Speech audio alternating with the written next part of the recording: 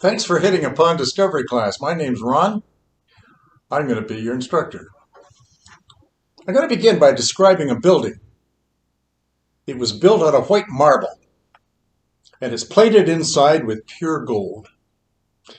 And when the sun hit it, it was so bright that you needed your sunglasses to stare at it. The whole area around that building was surrounded with porches. Standing on those porches were pillars, and those pillars were cut out of pure solid marble. In one giant space, they were 37 feet high, and it took three men joining hands, if they put their hands around, to cover the circle of those pillars. Scholars guess that each pillar would probably weigh 400 tons. I'm talking about the Jewish temple, located in Jerusalem at the time of Jesus. What value did this building have to the Jewish people? Well, I'll tell you. In their mind, it meant everything. No building on earth was as sacred to a Jew as that building, that temple. It was the meeting place on earth between God and man. It represented the atonement. It represented the sacrificial system. And it represented the priesthood.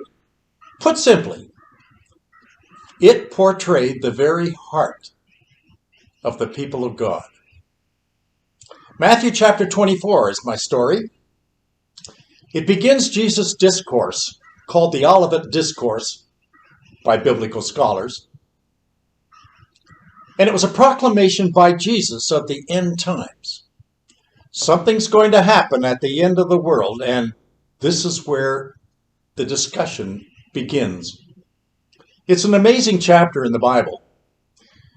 And it's very difficult to understand. I'm not sure I understand it. If you read 10 commentaries written by 10 different authors, you're going to come up with 10 different interpretations.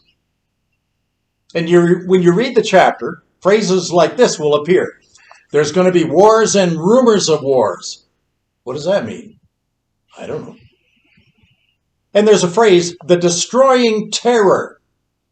What does that mean? I don't know. Ladies, what do you think of this phrase? How terrible it will be for women who are pregnant. There's a description of the sun growing dark and the moon not giving its light. Have you ever heard of such a thing? I haven't. Well, what do you make of that? The vultures were hovering and there was lightning flashes. What does that mean? I don't know. How do you explain that? What was Jesus saying? Is he preparing us for his second coming? Is he pointing us to prepare for the final judgment? I think he is. Is this the end time? Are these the fantasies for all those eschatological imaginations for preachers? Yeah, probably. It's the breeding ground for the last day preachers' prophets. Well, here's how Matthew chapter 24 begins. Verse 1.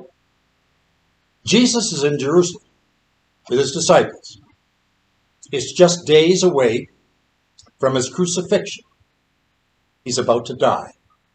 Verse 1, chapter 12, begins with these words. Jesus then left the temple. As he walked away, his disciples pointed out how very impressive the temple architecture was. Well, that's just what I read you. That's what the disciples were looking at. Matthew goes on. Jesus said, "You're not impressed by all this sheer size, are you? The truth of the matter is," Jesus says, "not a stone of that building is going to stand. There's coming a moment when every stone is going to fall to the ground and that whole temple is going to be nothing but rubble. That's the beginning of chapter 20 or chapter 24, Matthew. Here's what Jesus is saying. There are storm clouds coming in the disciples' future. He's going to die on a cross. He will then leave them. He's going to go back to heaven. These disciples don't understand a thing that he's saying. There was nothing more impressive than the temple in Jerusalem. When visitors who came to the city for those holy feast days, when they saw it, their jaws dropped. There was no other facility on earth that they had ever seen quite like it. They'd just heard Jesus say, "Do you see all these buildings? I tell you the truth. Not one stone will be left on top of another. Every stone will be thrown down to the ground." It says in this chapter's beginning, Jesus has turned his back on the temple. That's where the chapter starts. He's walking away from it. Jesus, the Holy One, the Son of God, is going to abandon this cherished mountain. This whole building that you're staring at is going to crash down. Does that mean that the Jewish nation will crash? Does that mean that the animal sacrifices will crash and be end and an end? Does it mean that the priesthood and the Levites and the Pharisees and the Sadducees and the Sanhedrin, are they all going to crash too? The temple was the Jewish heartbeat of their nation. Earlier in that day, Jesus told the Pharisees, "Your house will be left completely empty." I think they heard him say that and they didn't understand a thing he said. Well, the temple did crash. And it flattened. And there wasn't one stone on the other. It was the year 70 AD. Titus, the Roman general, he laid siege on the city of Jerusalem. No one could go in. No one could come out. It became one of the blackest days in Jewish history. Titus resolved to starve the city out. No food went in, no water went in, nothing went in. All the gates were locked, and they were barred by Roman soldiers. Josephus, he was a historical journalist back during the time that this all happened. Listen to what he says describing those events with Titus invading that city. The famine widened in its progress, devouring people by whole houses and families. The upper rooms were full of women and children that were dying of the famine. The lanes of the city were full of dead bodies of all ages. The children also and the young men wandered about the marketplace like shadows, all swelled with famine, and they fell down dead. A deep silence also, and a kind of deadly night had seized the city, and every one of them died with their eyes fixed on the temple. History tells us Titus finally entered the city. He set fire to it. Every house burned to the ground. Every business was destroyed. The temple also burned to the ground, and not a stone stood upon another, as Jesus had predicted. Jesus had prepared his disciples for that coming disaster. But Jesus went further than that. He said to us, there's another disaster coming. I want you to get ready. You and I, we live in a world that's darkened by sin. When disaster comes, we could be the victims. How do we survive? How are we going to endure? Jesus gives them three assurances in this passage. The storm is coming. Here are the three promises that are going to keep you safe. That's what we'll talk about. 1, his first promise is this: we're going to win. We are going to be winners. We're going to be victorious. Those people who keep their faith until the end will be saved. That's verse 13, chapter 24 of Matthew. All Jesus is saying here is this: just hang in, and you're going to make it home. I had a classmate in seminary way back years ago who lived on a farm not far from Calgary, over here in Drumheller. One day he was riding home from town to the farm on his horse, and he got caught in a sudden blizzard. He couldn't see a thing. The wind and the storm and the snow, it blinded him. He got lost. Apparently his horse that he was riding had taken him off the road and into a field, and it was unknown territory. He didn't have a clue where he was. He didn't know anything. He panicked. He didn't have enough clothes on. He was frozen. He thought it was going to be the end. He thought he was going to die. The storm got worse. No trees, no shelter, only the sound of the fierce wind in his burning ears. Then he remembered something that his dad told him. Animals are extremely smart. Let the animals show you how smart they can be. The animal may help you.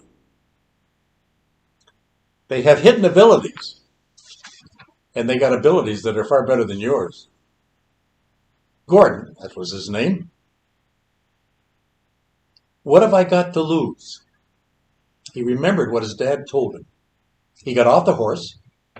He took the bridle and the reins off the horse's head. He draped them rather over the saddle, and he got back on the horse. He spurred the horse ahead with his heels, and he hung onto the saddle with both hands. The horse galloped into the storm. He hung on. He had no idea where he was or where the horse was taking him. Finally, what seemed like an eternity, and he kept passing out. His feet, his face, his legs, they were killing him with frostbite. Then in the distance, he heard the voice of his dad. Over here, Gordon! Gordon! Over here! The stable door is open. Come on in. The nicest words that Gordon had ever heard were those of his father. Come on in, the door is open. His horse had saved his life. He came back in the storm and knew his way home, even though Gordon had no clue. These are Jesus' words for you. Hold on. I'm going to get you home. Come on in, the door is open. That was Jesus' first assurance. You're going to win. You're going to get home. Here's a second assurance. The job will be completed. Verse 15. The good news about God's kingdom will be preached in all the world to every nation. The year was 1066. Have you ever heard of the Battle of Hastings? Two of the world's greatest armies fought in that battle in southern England. William the Conqueror, he was the Duke of Normandy. He invaded England. England was invincible. They had never, ever been defeated. However, William, the Duke of Normandy, he possessed a weapon. The English did not have it. He did. They had invented a weapon that the British didn't know. And it was very simple, and it was very deadly, and it was extremely effective. Here's what they invented. They invented the stirrup. for their saddles for them to sit on their horses. You know what the stirrup is. You put your foot in it down the side of the horse. In that day, horses did not go into battle. Warriors, on their back, they found the platform for fighting was very unstable. Soldiers would ride their horses into the battlefield, and then they would dismount and they would engage in battle with their swords and the spears. The Normans, they didn't dismount. They stood secure in their stirrups. They rode over the British soldiers. They were faster, they were stronger. The stirrup of the Normans conquered England. They could stand in battle. They were victorious. The job was complete. The good news about the kingdom will be preached in all the world to every nation. The good news, this gospel, was the Lord's stirrup. Stand up. You're going to win. 53 days after Jesus' death, the Jews had gathered in Jerusalem, verse 15. From every country in the world they came. Remember Pentecost? Peter, from his stirrup, stood before them tall, and he said, Jesus is going to win. He's going to conquer. Finally, Jesus told them another assurance. Here's the third one. It'll be accomplished. In verse 16, then the end will come. It says in 1 Thessalonians 4:16, the Lord himself will come down from heaven and with a shout, loud command. I'm not sure what that means. One commentator that I read said, it's only two words, I think he meant. And those two words are, no more. The King of Kings is going to raise his pierced hands and he's going to claim, no more. No more. The angels are going to stand and the Father is going to speak, no more. No more. You and I will turn our eyes toward the sky and we're going to hear God making a wonderful announcement. No more. No more. No more loneliness. No more tears. No more death. No more sadness. No more crying. No more pain. Your assurance will be accomplished. At the age of 28, Sonny Jacobs was sentenced to death for a crime that she didn't commit. So was her husband. They were committed as a couple. She spent 5 of her 17 years on death row in solitary confinement. Her life was completely upended. Her 2 children were handed over to her mother and father to be looked after. It would take the next 20 years to appeal her wrongful conviction. And yet, somehow, she managed to unlock the key to healing and forgiveness in her life. Sonny Jacobs was a peace-loving mother, 2 young children, loved animals, adored her husband. No one could imagine that she and her husband were capable of such a violent crime. They couldn't get through their head. They just could not do that. And yet, she was convicted of killing 2 policemen, 2 police officers. And she was put in women's maximum security prison. Her husband was likewise sentenced to death. But, unlike Sonny's, his sentence never got changed and he was executed in 1990. She's now a widow in solitary confinement. It was then that Sonny Jacobs began her journey to forgiveness. In that concrete rock prison, she thought, this is going to be the end of my life. She made a choice between hope and hopelessness. She believed in God, But that belief began to dwindle upon her sentencing. And then she revisited that choice and decided without God it's going to be pretty hopeless. She began to read her Bible. The first thing that she learned was, I am a son of God. He created me.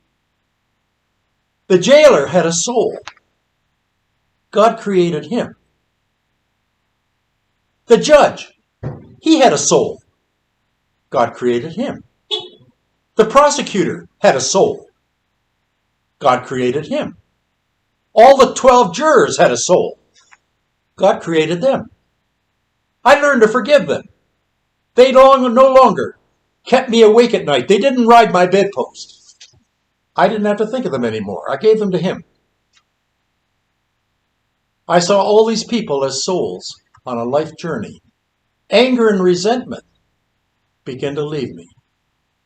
After 5 years in solitary, on death's row, Jacob had her first appeal. Her sentence was changed from death to life.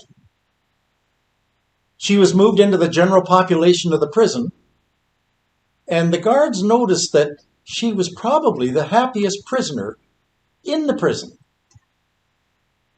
It was then that she learned that her parents, both her parents, mom and dad, were killed in a plane crash.